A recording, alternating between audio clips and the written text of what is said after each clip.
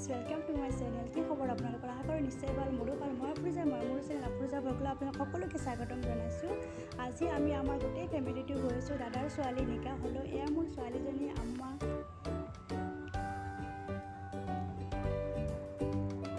এয়া মোৰ ল'ৰা দুজন আৰু মোৰ হাজবেণ্ড। ল'ৰা দুটা টুইনছ হয়। আমি একেলগে সকলোৱে গৈ আছোঁ নিকা হ'লৈ, একেবাৰে ফূৰ্তি ফাৰ্তা কৰি। ইহঁতকেইটাতো খুবেই ফূৰ্তি পাইছে, কাৰণ স্কুল বন্ধ, দুৰ্গা পূজা ইফালে পেহীয়েকৰ নিকা, সিহঁতক কোনে মাতে আৰু। আপোনালোক সকলোকে দুৰ্গা পূজাৰ শুভেচ্ছা থাকিল। বছৰকেইটা সকলোৰে ভালে ভালে যাওক। বহুদিন ফুৰিবলৈও যোৱা নাই, ভাবিলোঁ এপাক ফুৰিও আহোঁগৈ, নিকাহলৈ যাওঁ, মনটোও ভাল লাগিব। এইটো হৈছে আমিনগাঁও শনি মন্দিৰটো। ইয়াতে বহুত মানুহ হয়, আজি অলপ কম।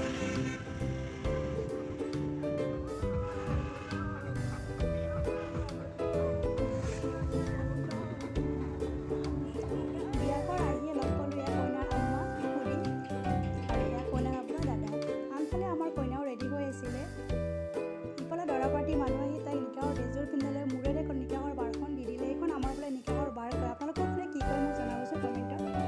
আনফালে দৰাই কইনালৈ অনা গিফ্টবোৰো তাইক দি দিয়া হ'ল। ইফালে দৰা পাৰ্টি মানুহ আহি তাইলৈ নিকাহৰ প্ৰস্তাৱ লৈ আহিলে। আমাৰ ফালে নিকাহৰ প্ৰস্তাৱ আনিলে এখন শৰাই, তেনেদৰে তামোল আৰু পাণ লৈ আহে। আমাৰ ফালে এনেকুৱাই নিয়ম, আপোনালোকৰ ফালে কেনেকৈ নাজানো। কইনাৰ প্ৰথম প্ৰস্তাৱটো দৰালৈ আগবঢ়ালে। দৰাই নিকাহৰ প্ৰস্তাৱটো কবুল কৰিলে। সেইটো খবৰ কইনাক দিবলৈ আকৌ নেক্সট টাইম আকৌ এবাৰ আহিলে।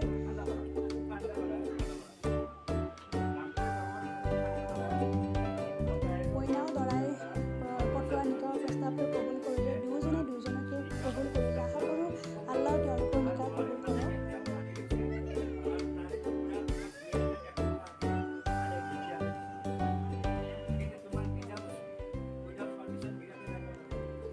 তেওঁলোকে কইনাৰ লগত অলপ ধেমালিও কৰিলে।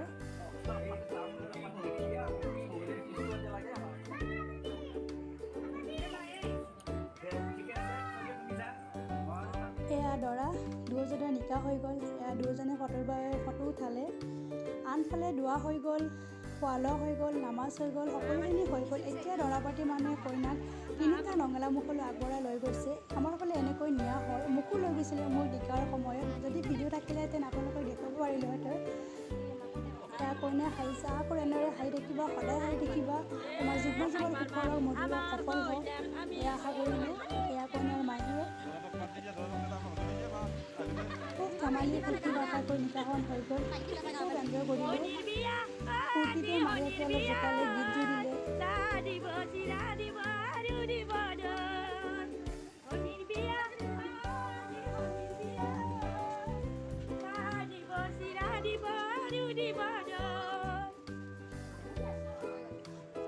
আনফালে এখন দোকানত বেলুন দেখি মোৰ ল'ৰা ছোৱালীকেইটা বেলুন লৈ খেলিলে আৰু গোটেই দিনটো এনে খেলি ভাগৰি জুগৰি গধূলি টাইমত একেবাৰে টোপনি গ'লগৈ। আৰু আমিও লাহে লাহে এনেকৈ ঘৰলৈ আহিলোঁ আৰু প্ৰায় ৰাতি 12টা মানে বাজিছিলে। নিকাহখন ভালে ভালে হৈ